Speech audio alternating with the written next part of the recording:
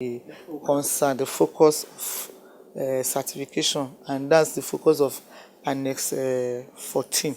If you are operating in Muri Salam Mohammed Airport as a stakeholder, as a handler, as a fuel provider, caterer, staff, anybody, you ought to have how you are going to behave, what you do. If you are driving on the air side, we have a speed limit, and this time around there are penalties. If you go against it, you're going to be penalized.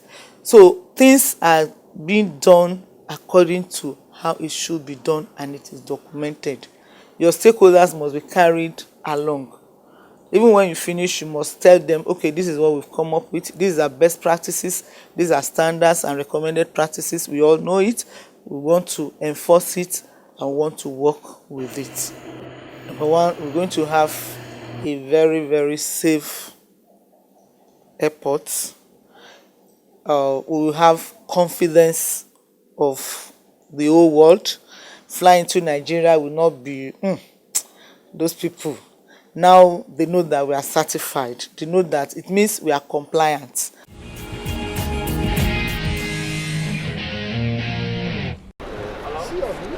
First, a tour of Kaduna Airport and its facilities. I think this place will contain us better than here. Then the plan is announced. New runways for 4 international airports across the country to be ready in 24 months. There will be a second runway in Abuja. Hopefully within the next 24 months, we would have a new runway, my hope. And then there is a second runway in Kano, the military runway, the second runway in Lagos, the second runway in Port Harcourt, the military. So they have second runways. I think the focus of government now within the limited resources is to do a second runway in Abuja. The remaining one during the concession process. If we need additional runway, the man who will win the concession should be able to give us a second runway. People still hold tenaciously to the erroneous belief that there is no need to close the airport. As the Honourable Minister will explain to you in detail, there is no alternative to closing that airport. Because what is going on is not routine maintenance, it's actually complete reconstruction of the runway.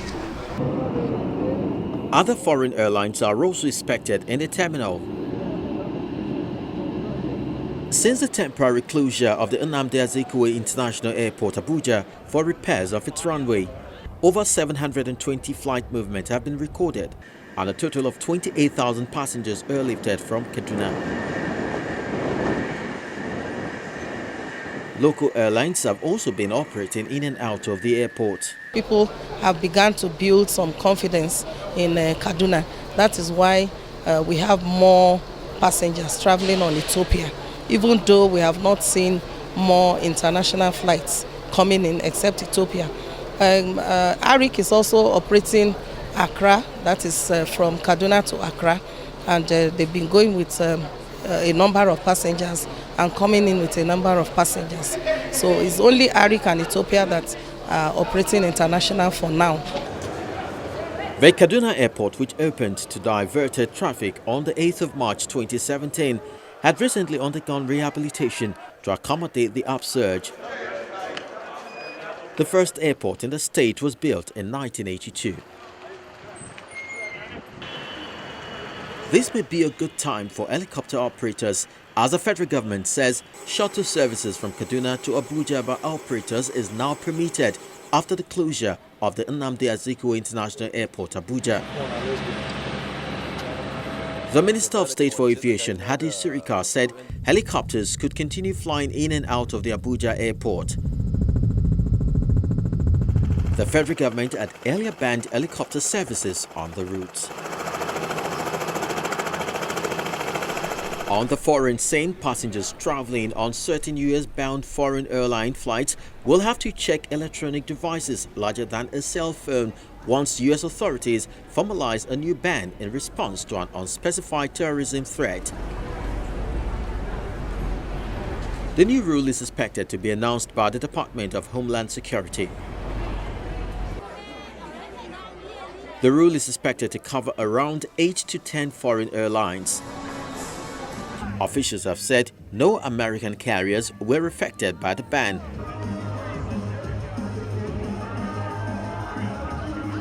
Passengers would be allowed to carry in their checked luggage, larger devices like tablets, portable DVD players, laptops and cameras. Royal Jordanian Airlines said in a tweet earlier this week that US-bound passengers would be barred from carrying most electronic devices aboard aircraft starting Tuesday at the request of US officials.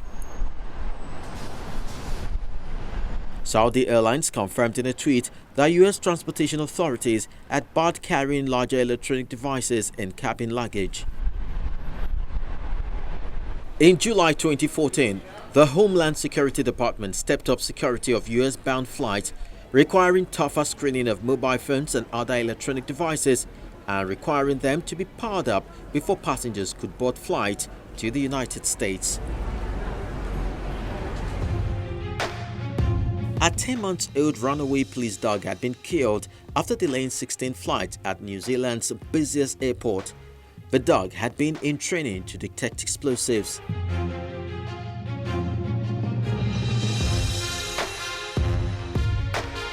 The bearded collie and German short-hair pointer cross was on the loose for 3 hours. Many passengers were divided on whether it was right for a police marksman to shoot and kill the dog. You know, no one likes to see that sort of thing happen, but unfortunately, you know, if it's causing problems and, you know, a risk for everybody, then I guess, you know. I just think they went to extreme measure first. Surely there would have been alternatives that they could have used before they went to, well, I think the extreme of shooting the dog. While flight schedule has returned to normal, 16 domestic and international flights were delayed for safety reasons at New Zealand's busiest airport while the dog was on the loose.